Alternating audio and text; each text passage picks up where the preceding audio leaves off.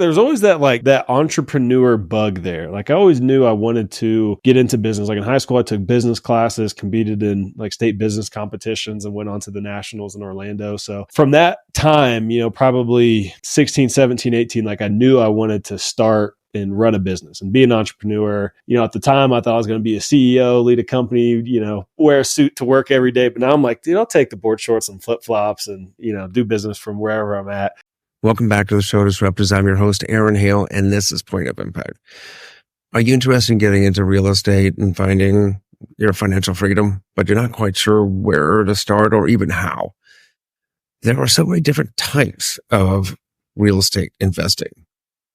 There's wholesaling, fix and flip, mobile home parks, RV parks, apartment buildings, single family, duplex, triplex, long-term, medium-term, short-term. Where to start? Who knows? Well, today I'm bringing on my friend, Blake Dailey, and he's got a pretty cool niche in the subsector of real estate, boutique hotels. He's an active duty Air Force officer, at least for the next few days. And we discuss his process for real estate investing and how he got into boutique hotels, how he started by house hacking his first home, a single family with a mother-in-law unit, and how he hit his 5-year goal in one. So he knew he had to broaden the scope of his investments and the actual type of investments he was making. And he broadened it into boutique hotels.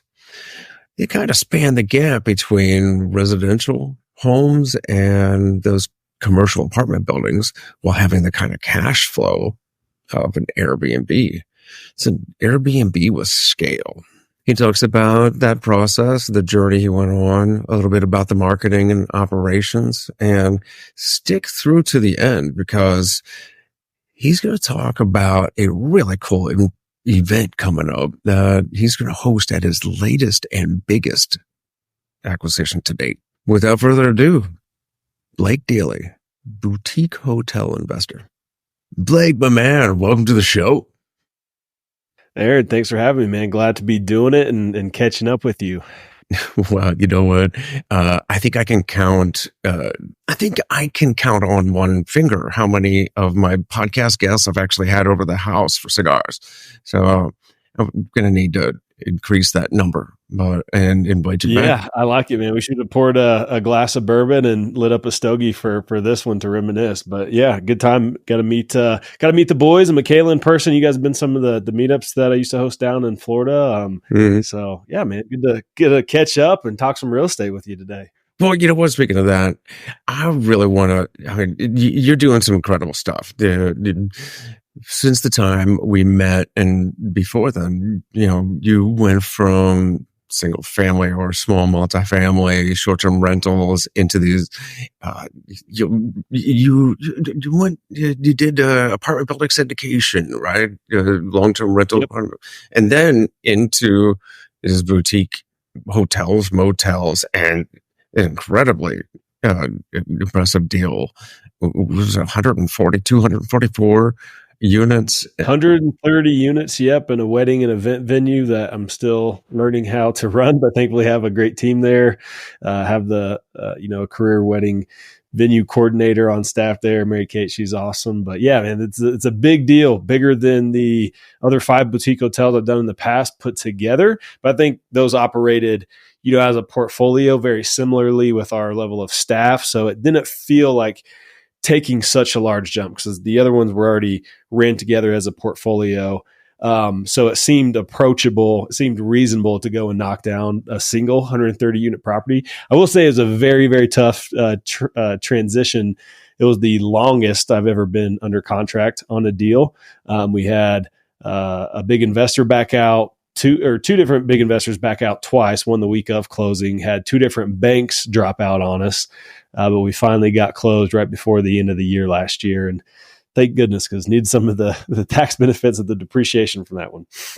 That's pretty impressive, though. Not just to get get it under contract and actually get it closed, but just to start making these kind of deals. When just a couple of years ago, you're doing the Burr method on little residential homes in Panama City, fixing up these hurricane damaged properties. But even before that, let me ask you this: you are, at least for a little while longer, active Air Force officer. Right? I went to Colorado Springs, and you played for the academy, right? Football. I did. Yep. Middle linebacker, like 25 pounds of muscle ago. Okay. Tell me, that sounds like a pretty steady paycheck and a good career path all on its own. Did you have some kind of, good rich dad, poor dad kind of moment when you were stationed in Panama City? How did you get into what brought upon the real estate aspect? Yeah, I think there's always that entrepreneur bug there. Like I always knew I wanted to get into business. Like in high school, I took business classes, competed in like state business competitions, and went on to the nationals in Orlando. So from that time, probably 16, 17, 18, like I knew I wanted to start and run a business and be an entrepreneur. At the time I thought I was going to be a CEO, lead a company, wear a suit to work every day. But now I'm like, dude, I'll take the board shorts and flip flops and, do business from wherever I'm at. Kind of vibe on that. But yeah, I knew I wanted to start a business, kind of lead my own path, do something that I found interesting. I was always kind of contrarian. Like I didn't think that I necessarily needed to go to school to get my MBA and then to get my doctorate and then postdoctorate, just get all these degrees and continuing education. I was like, I can just, start. But I played football and was an all-state football player in high school. Really wanted to pursue that. Got a football scholarship to go play at the Air Force Academy. So I went from playing running back in high school to middle linebacker in college, had to learn a whole new position, but I just loved the game. So got to do that for 4 years while I was at the academy. And, this whole time I majored in management at the academy, but you take business classes, finance and marketing and all these different tenets of really like corporate organizational management. And somewhere along, I think it was probably my junior year, in the off season, I would go to Barnes and Noble on random weekends and, just find books that I like to. I've always been a pretty big reader. And on one of those trips found Rich Dad, Poor Dad. So that's where it became like this passion for business and wanting to do something on the business side to that being, okay, now we've niched down and we're going to do real estate. So fast forward to after the end of my senior year of football, when I was done playing football, I still had the same amount of classes, but had 6 hours every single day back that I wasn't, in the film room, in the gym, out on the field, taking care of my body after practice. So I got those 6 hours back and I was like, you know what? I like this business thing. I like this real estate thing. I think I can do this. It's right up my alley, financial freedom. Let's do it. And just poured all that time into learning real estate. And then once I commissioned and we got to our first duty station down in the Panhandle of Florida, we just hit the ground running. And speaking of college, how did that benefit you? Did you put any of that education to work when you started in real estate, and is it helping you now? Like the operational management, finance, is the education helping? Or that's a really good question. I mean, I think I could definitely do what I do now without having a college degree per se. But I think it did help me in the fact that like going to the Air Force Academy, you're kind of under lock and key. You're kind of like property of the government already. You can't leave the black gates unless you've got a pass. You get restricted on weekends. You've got to march to lunch every day. You've got to be at morning formation in the morning. You're wearing your uniform 5 days a week. So I think for me, it really provided the discipline that I needed to mature and grow up.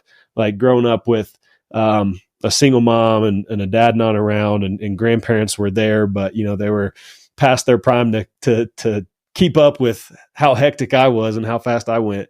So I needed that discipline, and I needed to just mature into a young man from a boy.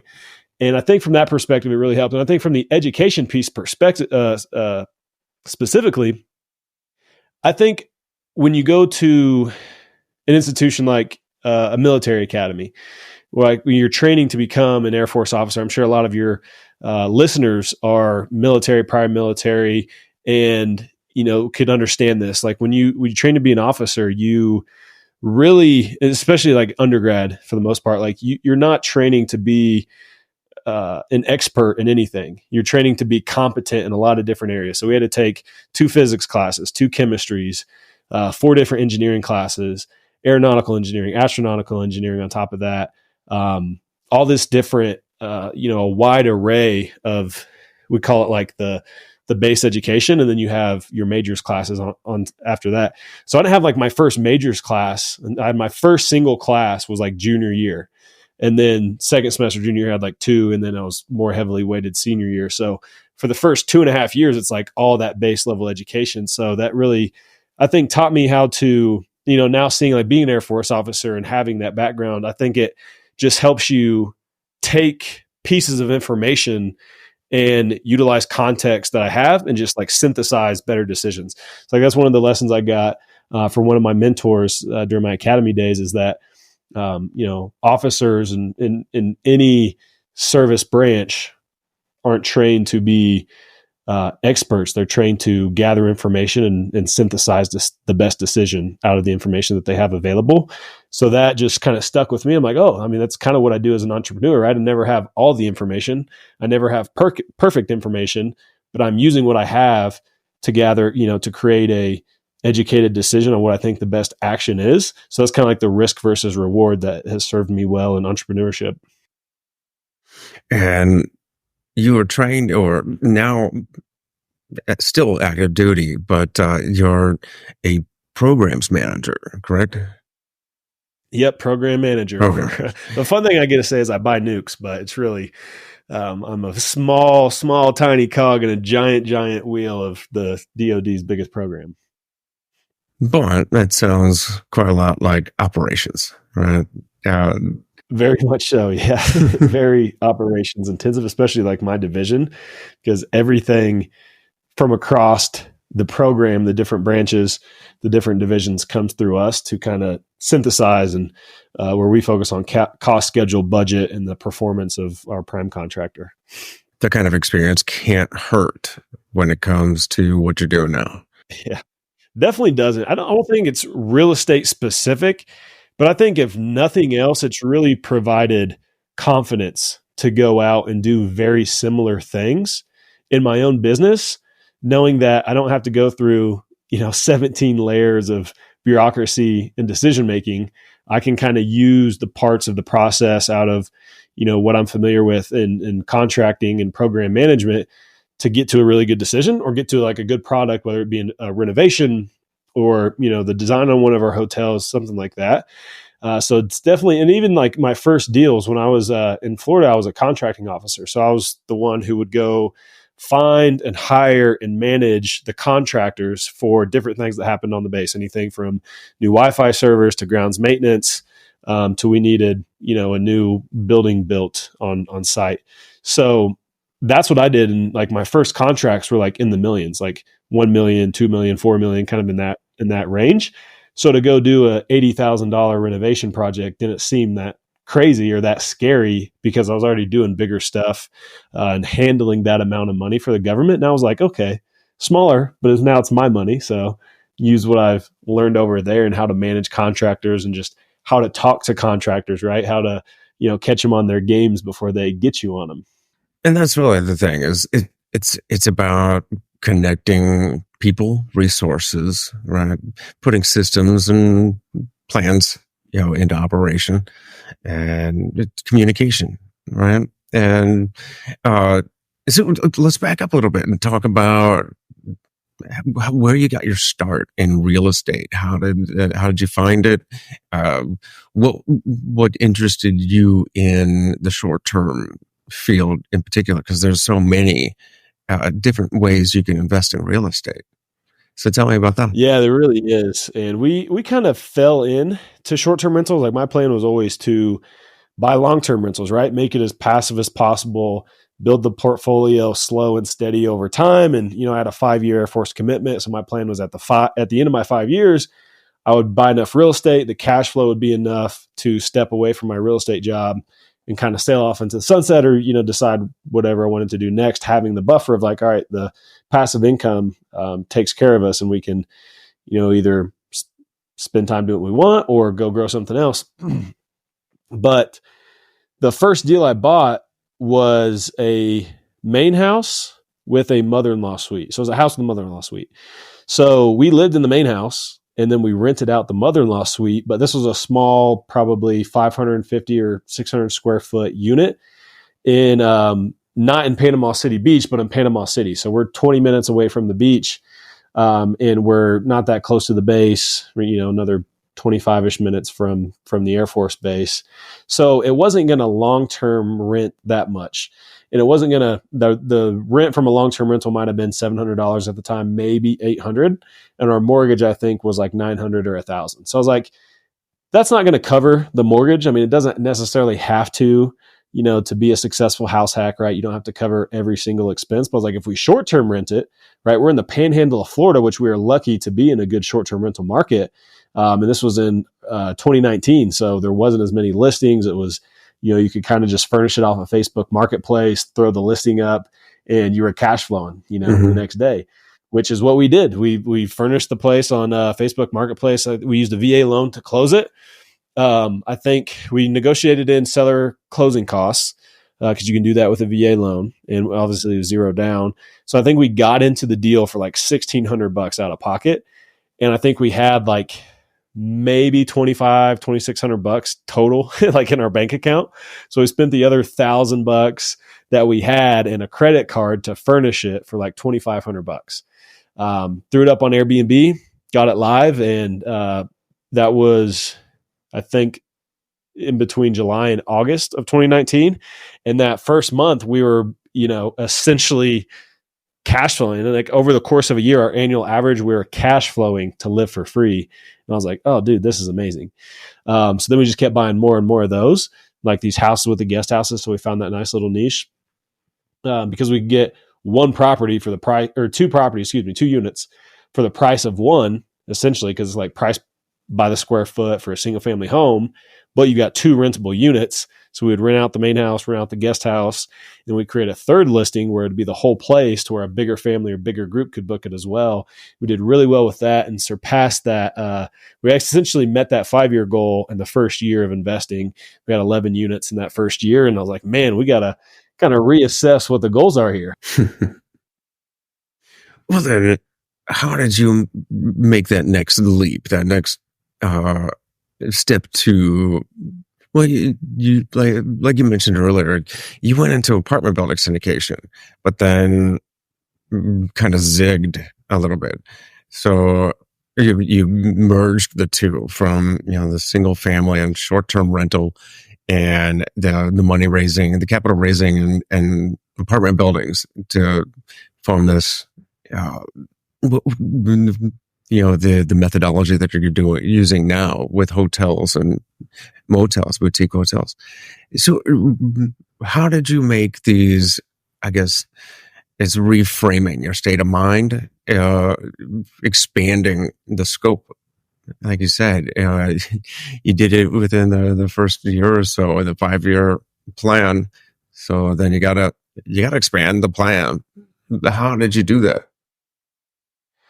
So in that first year, I skipped a lot of steps there. So it wasn't like a sequential step one and then step two. I'm the kind of guy like, D1 football player mentality. Like if there's a goal or obstacle or something in front of me, I'm going to run full speed at it until I get past it. So that goal at the time was to get financially free, have our cash flow be, exceed what I was making in the Air Force. And that's why we did it so fast. But that first deal that we closed with the VA loan, that was in July. We closed our second deal in August, seller financing. That was a BRRRR. We closed our third deal in September. That was a lease option flip. And I think our fourth deal was a wholesale deal in like October and November. Fifth deal was January. We bought another house with private money. And actually bank financed a burr. So they allowed us to put 80% down for the purchase and then raise private money for the refinance and use that same bank to refinance once the renovation was done. So that's a cool little story. But yeah, I mean, those first like 6 months, we knocked out our first 5 deals because I would come home from work and I would handwrite direct mail letters. So me and Nicole would sit down like a night or two a week, and she would write the return addresses, our address, and I would write the 2 addresses and then print out the mailers, sign my name at the bottom. We'd pack them up. And our goal was to send out like 50 a week, like very targeted mailers, very personal to specific deals that we wanted in the nice areas of town that could be good. That were either small multifamily that could be great STRs because the whole area of Panama City Beach is, at the time anyway, was awesome for short-term rentals. It's kind of oversaturated now, but we were targeting very specific deals. And because we had really clear criteria, we were able to find deals. And, after work, I would go meet with the sellers and negotiate the deals. I was doing, off market direct to seller, negotiating the deals with them and just putting the pieces in place, whether it was I needed a partner for this deal, I needed private money, I needed hard money, or it was going to be seller financing or something like a lease option where it was creative, and just really learning all the ins and outs of how to put deals together and I kind of call it like the puzzle builder, right? Like putting all the pieces together to make the deal come to fruition. And then that's what got us to that point of, all right, now we're making more from our cash flow than we are from the Air Force. It's, it's kind of a opportunity cost now to stay in the Air Force, but I had to, continue to serve to fill the commitment. And that was the pivot point to say, all right, let's go into commercial real estate now. I got the feel of what it felt like to run around and have the houses all over town. I wanted something, more scalable and to have economies of scale, which you get in commercial multifamily, right? Because you buy 150 unit building with 50 units all on one site. It's much easier to manage. You can, have on-site property management. And you're kind of buying a business that kind of runs itself by putting those systems in place. So did that, raised money. And then that is, after that, we learned the commercial side, we syndicated, we raised money, we learned how to underwrite commercial deals. And, I knew the STR side of how to manage short-term rentals. So then I just combined those two and leveraged that to jump into the boutique hotels. There are a few different knowledge bases that are educational tracks there that you've mentioned, from the short-term rentals and just investing in real estate in general to wholesaling, seller finance, private money. How did you truncate that learning curve in such a short amount of time? It seems like you're utilizing all these different tools in a pretty deep kit. How'd you do that? Yeah, that's a good question. I think like the overly obvious but hard answer is just repetition. Mm-hmm. People say all the time, like, oh, I'm not getting enough deals, I'm not closing enough deals. It's probably because you're not getting enough leads and putting out enough effort to get the amount of leads that you need to analyze and screen and offer on, which leads to deals. So I just see it as a repetition game, right? Just like from my background of being an athlete, if I'm not hitting my 40-yard dash time, or if I'm not hitting my bench max goal, it's because I'm not getting enough reps in the gym. I'm not getting enough sprints in. So the only way to get there is by doing more, is by working harder. And obviously, like, with physical fitness, there's a limit to that. But the cool part is with business, there's not. It's like the harder you work, the more you get back from it. So I really like that aspect of it. I'm not going to say it was easy on, my personal life or on my marriage that first year or 2 or 3 in business. I really had to learn how to balance those two because I just had a singular focus, and I'd probably, in that first year to 2, would analyze 50 deals a week, probably on the low end. And I'd, get probably 100 plus leads a week, whether it be from direct mail or cold calls. Had a bunch of agents that I networked with because I ran the meetup in Panama City Beach as well. So a lot of deal flow came to me, but I put a lot of effort in to get that deal flow so I could see the amount of deals that I needed, because I knew for every, 10 offers I'd put out, I'd get one deal. And to put out 10 offers, I need to screen, 50 plus deals. And to get ones that are worth screening, I need to get, 100 plus leads. So just working my way backwards like that of like, what are the metrics that I need to hit, right? Just like going to the gym. If I'm trying to get my max up, I need to hit 10 sets of 4 or 4 sets of 10, 4 sets of 10 on dumbbell bench. And then I've got to hit, 5 sets of 8 on incline bench, right? And just work through the progression that way so I can get the output that I was looking for. So kind of a long way to say repetition, just like being consistent and just, really gunning after the output factors that I was aiming for, which was to get more deals. Yeah, in fact, I know part of one of those workouts was meetups, right? You host the meetup right in Panama City. I've managed to make it to one of them, and I don't think, a great way to meet people too. I don't even think you were there. Yeah. If you're listening to this, you're like, man, I really want to start a meetup, but who's going to come? The truth is a lot of people won't come in the beginning, but the more you put it out there, the more you post about it, the more people that you get in over time, they tell other people, and it becomes so worth it. So this was like a 3-year journey, like the whole 3 years that I was in Panama City up until like the couple weeks before me and Nicole packed up because we're getting PCS to Utah. Mm-hmm. We ran that meetup. So it's something that I really enjoyed doing. I'm a little bit more extroverted, so I enjoy being up in front of a room, kind of leading discussion on real estate. It's a topic that I really love too. So never felt like a heavy lift for me, but what an incredible way. I mean, literally people right there in your market that are doing deals in your market. And a great way to find lenders, to find partners, to find deals, like all the things that you're looking for. You just got to get around the people that are doing the thing that you want to do. Something you mentioned about, going bigger in scale, so you didn't have to, drive all over town for each unit. But now you've got properties in California, Utah, Tennessee, all over the country. Yeah. So drive all over the country. But how do you?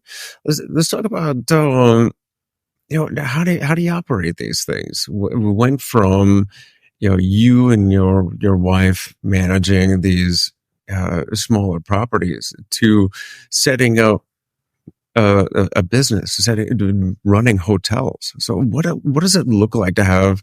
What kind of operational team do you have to run these type of larger properties? Yeah, I think from going from where we were, like me and Nicole managing, like self-managing the 11 or so that we had at the time, up to having 100 plus short-term rental units, is just an evolution of systems. So like as you and you can kind of do it one of two ways. You can go like the slower route, which I was doing in the beginning, is like add short-term rental after short-term rental after short-term rental, go through closing after closing after closing. You're going always working this acquisition funnel. And you get there incrementally. So maybe you first hire a VA, which is what I did in the beginning. And then you can maybe hire somebody to help with, I don't know, whatever it is, social media. Say you're using social media to get leads and, outside of just like personal brand stuff. And then you want to hire a skip tracer because you're, getting your own leads, and somebody to manage your list and help you get the mailers out, mm-hmm. or, set up your calls so you can do your cold calls. Like you hire out the admin stuff first. And the goal there is to get your time back to focus on the higher value tasks that you bring to your business. So once you get the admin and like the more mundane, repeatable stuff off of your plate, that's kind of step one. And you continue to go up this step ladder of, all right, now maybe you're up at the 10 unit range, right? And now you guessed concerns, messages, all the things that having more guests brings along with it. Now you need a person to kind of step in and be your filter there. So now you kind of go to that second step, which is now you need a property manager in your local market to be that filter for you, manage the properties, manage your guests, manage the quality and your cleaners and your task and your turnovers and all those kind of things. And then, you're freed up again, right? And then you apply your skill set back to more growth, getting more properties. And then maybe the 30, 40, 50 unit range, Now you need a bigger team, right? You might need a property manager, an assistant manager, an operations manager, maybe somebody to help with your marketing, depending if you're buying your own units or you're managing for other clients. Like if you're continuing to grow, you're going to need marketing to continue to reach more clients. I've only ever managed my own stuff, but just kind of giving the perspective here. So you start to overlay in the back end, the opco or the management company staff that you need to, again, buy back your time so that you can put it towards the more high value tasks. And then you kind of get to where I'm at now. You got a director of operations, full property staff, operations staff. We outsource marketing to an agency, and HR to an agency as well. So those are still things that me and my team manage a little bit and kind of stay on top of the projects and things like that.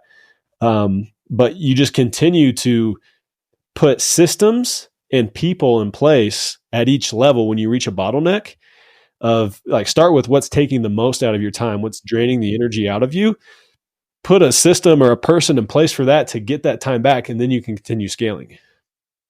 Speaking of systems, we on our short-term rentals, we use platforms like Airbnb, Vrbo, that kind of thing. But then we also have the channel managers. I think we use Logify. But when you move up to these multi-unit short-term rentals, like was it 6-unit for Walton Beach and the motel in Utah, these larger properties, you're not putting every room on Airbnb, or are you? How's that? So in the past, we did with our smaller properties that were like 20 units or under. We did have every room on Airbnb as its own listing, but now with the bigger property, and this makes a lot more sense to do with bigger properties that have a lot of the same unit types. Mm-hmm.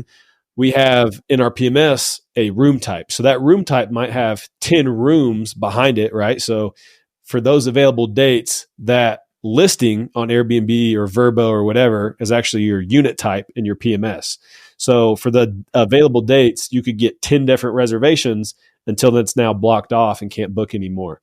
So that's how we manage it now. So we manage, our listing descriptions, our photos, our pricing by the unit type to kind of streamline and condense out like what it requires from us on the back end to actually manage all of the listings.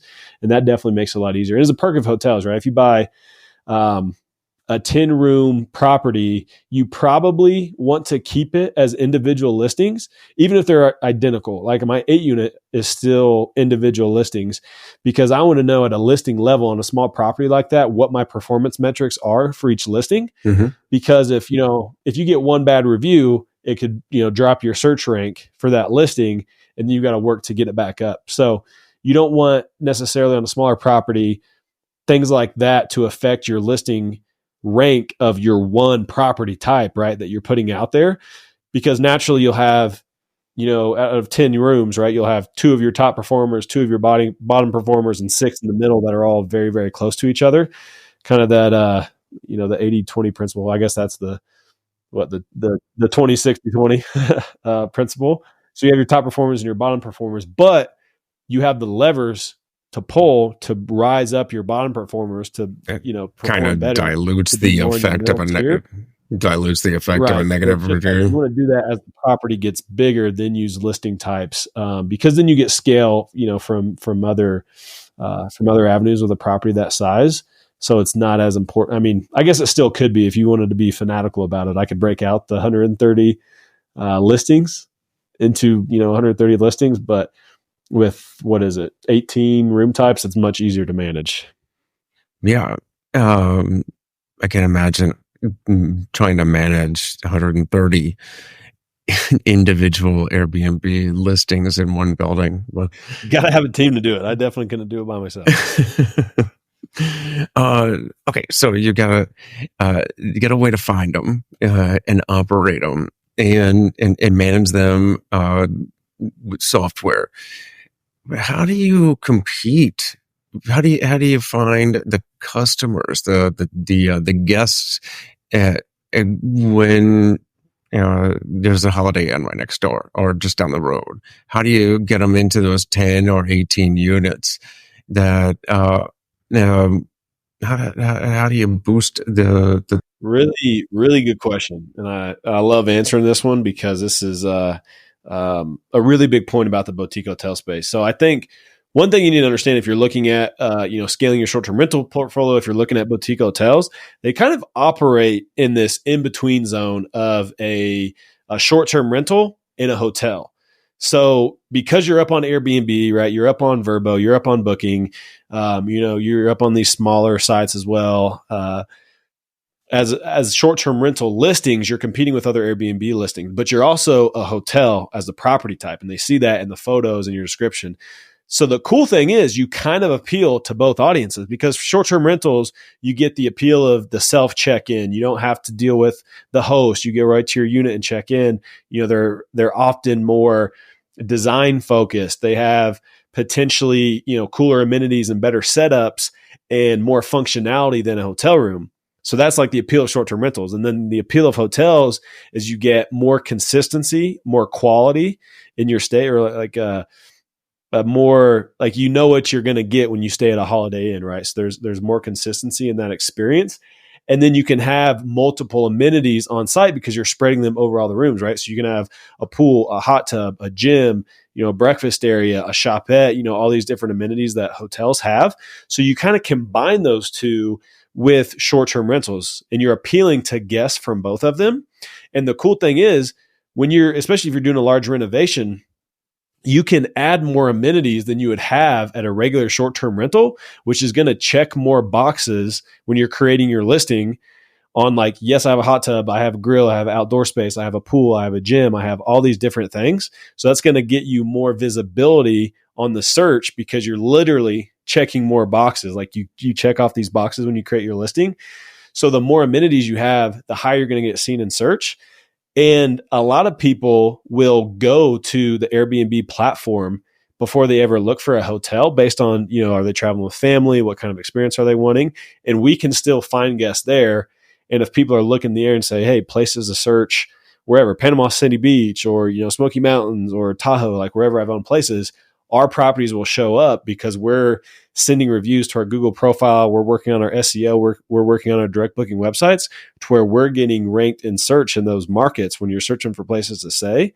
So we get everywhere guests can look, and we're getting, from both demographics of people, from, short-term rental guests and hotel guests. Yeah, I'm sure you do what we do is each of our units have their own landing page. So you don't have to rely only on Airbnb. Yep. But then how do you... Yeah, you don't want to be in the at the mercy of the platform. Exactly. Sure. And the mercy of the fickle algorithm, which I kind of imagine is like a great god. With weird emotions and always holds a grudge. So okay, you've got your units have their own landing pages, but how do you find customers outside of Airbnb and those other platforms to where you don't have to give them their cut? And you're maximizing. Right, yeah, like direct bookings to get them. Yeah, so one of the first places that's the easiest to start for people just starting this out, which I really like to recommend, is to convert people who are coming from the OTAs into your own direct booking. So if you've got a short-term rental, if you've got a hotel, whatever, put the name of your hotel or your short-term rental in the listing description. Thanks for staying at the Firefly or Big Bear Lodge or whatever your name might be, and you can even put in there like search for us and you'll find us kind of thing. But at least put the name, and then also put either that name if you're managing one or a single hotel or whatever, or your business name in the profile on your Airbnb listing or your Booking.com profile or your Expedia profile, whatever, so that when people search your company name, they can find your direct booking website as well. So the easiest way is to turn people who are already coming to the OTAs, because they do all the marketing for you, right? That's why you're paying that 14, 12 to 15% commission, is because those platforms are doing all the marketing to get guests there to book your place. So because you have the millions and millions of people looking on those platforms, put things in there so that they can, find you off platform. Because smart guests know this too. Like smart guests will book direct instead of the OTA to save that 12 to 15% themselves, right? Because the platforms are taken out of the guest cut and out of the host cut. They've got it made as the platforms. So if you can, strategically put in there kind of how to find you in your listing, then when people Google search you, and then the other thing you have to do is set up a Google profile, obviously. So when they search, you come up. So have your have one for your property name and for your management company. If you do that, we have both of them. So they can find your place, go to your website, and then book direct. So that's one of the easiest ways to do it. That's where we got our first ever direct bookings at the hotels. We didn't even know where they came from. I was like, oh, shoot, I think we're onto something here. They just searched us and then found the Google profile and booked that way. Another way that I've been doing recently is through social media marketing, especially with the new hotel. This is something that hasn't gained a lot of traction yet because it's a newer account, and like anything, it takes longer to build up that performance there. And we don't start the renovation until next month, so we don't have the best marketing photos to show yet. So we're doing more posts on the market and what the area has to offer, and then said, hey, come enjoy that thing and stay with us, kind of thing. And then people are finding us through social media, both Facebook and Instagram. We're doing those right now.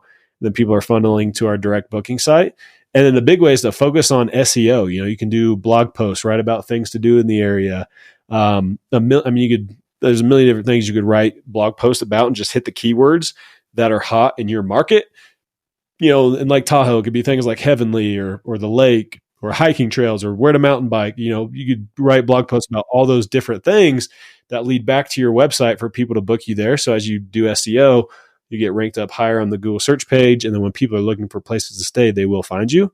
And then you can do direct marketing. You can do Facebook paid ads. You can do Google pay-per-click and, put money on your keywords that you're trying to hit and go direct to customer that way. Those are all fantastic ideas. In fact, I really like the idea of putting your listing name and your hospitality service or your business name in the Airbnb profile, in the titles. And that one's free too, which is great. Yeah, because that's like a lead measure. Whereas I know we like to use the Wi-Fi email capture, like the bigger that's hotels. one I didn't even touch on. Email marketing is huge, like using StayFi, like captive Wi-Fi system, and then capture all the guest emails that stay with you. And you can build your list, send them out campaigns. Like our guests get one email a week for 10 weeks and they go to monthly after that. So they're getting introduced to our brand. They're seeing our other properties. They're, becoming aware they could stay with us at the beach or in the mountains and just getting more familiar with all the things that we offer and like what our unique benefits are of, book direct and save 15+% kind of thing. So that over time as well will convert more people. That's another one to take people that booked you through Airbnb or wherever. They get to your property, log on to your Wi-Fi, you capture their information, then you get to market directly to that guest. Because Airbnb, the platforms don't give you the emails. So the captive Wi-Fi is how you solve that. And then you can communicate directly with your guests.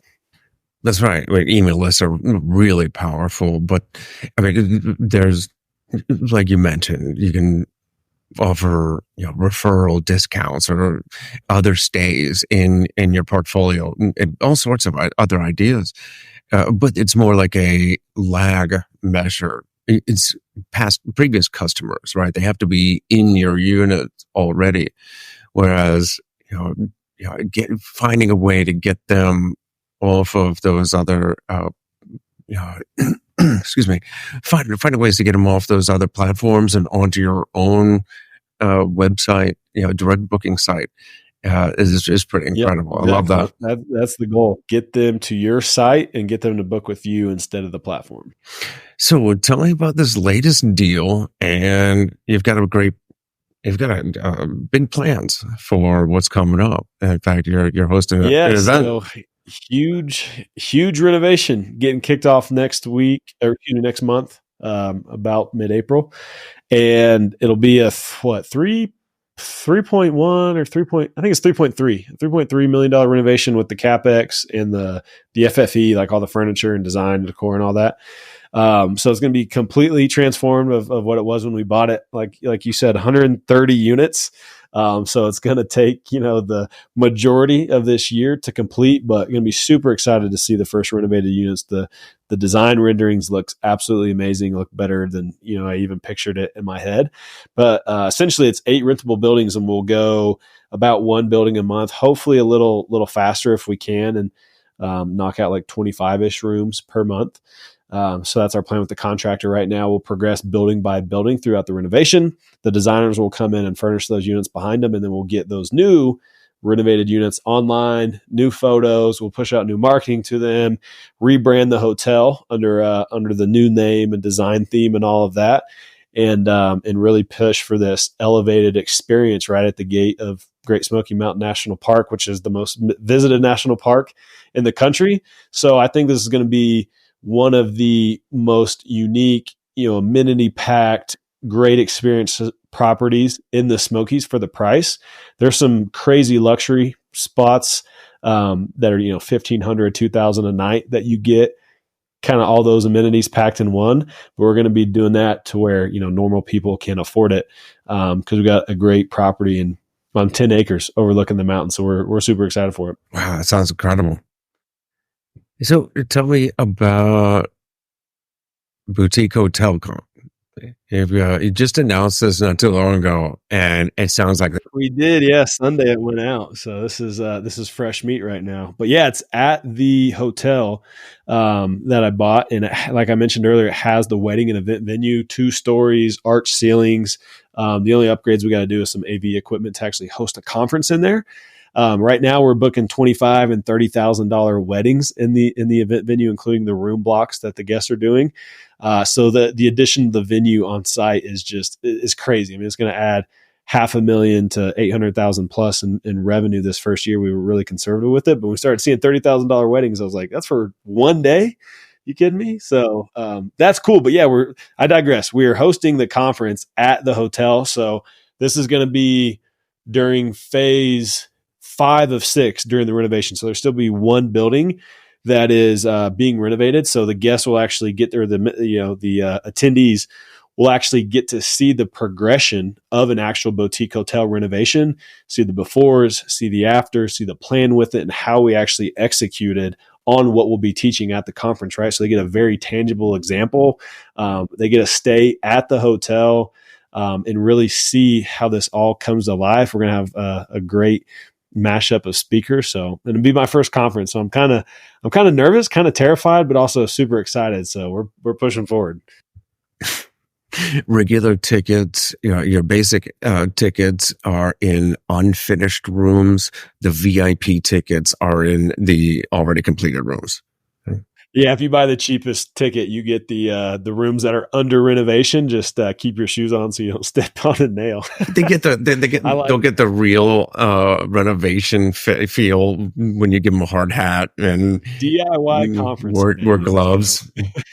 Yeah, you get. No, but all the rooms we're renting out will be like the renovated rooms. We're not going to rent out the ones that are under renovation. That'll be more of a come see what's happening there kind of thing. That's better than just. I don't know if we have too many. Maybe I'll have. That's awesome. Better than just talking heads on a stage. You get some real OJT. Yeah, exactly. Love it. Well, this has been fantastic. I'm really excited for all of this. It's incredible to hear how far you've come in the last few years. And where do you go next? What happens after this conference? After this huge hotel deal? What more? Hotels, bigger hotels? Yeah, I think so. So, I mean, after today, 9 more days active duty. My last day will be the 22nd of March. So probably after this is released, I will be a free man. If you listen really closely, you can hear my wings whistling by as I, spread my wings and fly off into the sunset. But we will be moving to Tennessee, me and my wife, to be closer to the hotel, to manage the renovation phase, manage the contractor, and really make sure that the vision with the hotel comes alive. It was between that and Florida, and like Southeast Tennessee and Florida. There's really not a bad option there. So My wife's super excited for it. I'm excited for the move. This will be our third cross country move together. Probably not our last, I'm sure. But yeah, that's what's coming up in the immediate future. We've got the conference coming up. I am starting to put the pieces together on a boutique hotel fund to come later this spring or early summer and go buy hopefully a couple more of these bad boys later in the year. But yeah, just super excited for all the things to come. Very, very bullish on the boutique hotel space right now. I think it's like the multifamily of 2017 and 2018. Mm-hmm. I'm just hoping we avoid like the debt scare 6 years later, like we're seeing right now with those multifamily deals bought in the last couple of years. But bankers, they always learn their lessons. I don't think they're going to overfund hotels now. And they don't do as much leverage on hotels anyway, but yeah, I digress. I think super excited for all the things to come. And I guess if you guys are interested, you can go check out boutiquehotelcon.com for information on the conference. And yeah. It's fantastic. Also, by the way, do you have do you still hold the smaller single families and the small multis, or are you going to divest yourself of those to focus on the bigger properties? Yeah, we've got 4 right now that are all like main houses with guest houses that still cash flow really, really well. The one that we're living in right now is a main house with a guest house, actually 2 guest house in Utah. And when we move out, we'll rent out the main house that we're living in. It'll be 6 beds and 4 baths, big house. And we'll rent that one out and it'll cash flow great and, just add to the cash flow that we're getting every single month. So I think that'll always be a part of our portfolio. I'll probably try house hacking cooler and cooler houses with guest houses until my wife shuts it off. Like if we have kids, she's like, we're not living with somebody else on site anymore. I'm like, all right, fine. But for now, we're still looking. That sounds great. Well, Blake, thank you so much once more for coming on the show. It's been a ton of information, a ton of knowledge. And for anybody wants to find out more besides going to boutiquehotelcon.com, are there other ways that they can connect with you? Yeah, I'd say the best way is Instagram.